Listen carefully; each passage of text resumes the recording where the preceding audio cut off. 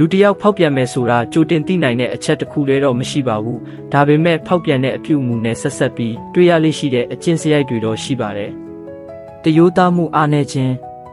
အမှန်ကိုဖုံးကွယ်တာလိမ်ညာတာတွေကိုလွယ်လွယ်ကူကူလုပ်တတ်ရင်ဆက်ဆံရေးမှာပြဿနာဖြစ်နိုင်ပါတယ်နှစ်ကိုအကျိုးကိုပဲဦးစားပေးခြင်း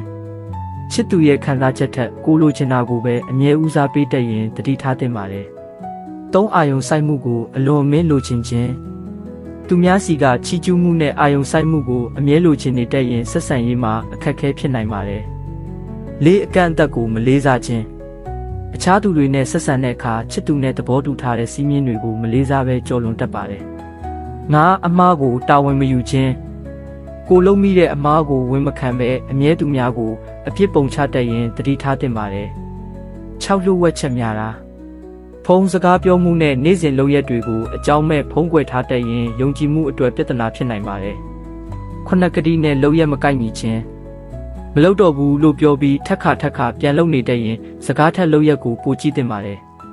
ဒီအကျင့်စရိုက်တွေတဲကတခုရှိတာနဲ့လူတစ်ယောက်ကိုဖောက်ပြန်တတ်သူလို့မတတ်မှတ်သင့်ပါဘူးအရေးကြီးဆုံးကသူ့ရဲ့လုပ်ရက်တွေရိုးသားမှုနဲ့ကိုယ်ပေါ်ထားတဲ့လေးစားမှုကိုကြည့်ဖို့ပါ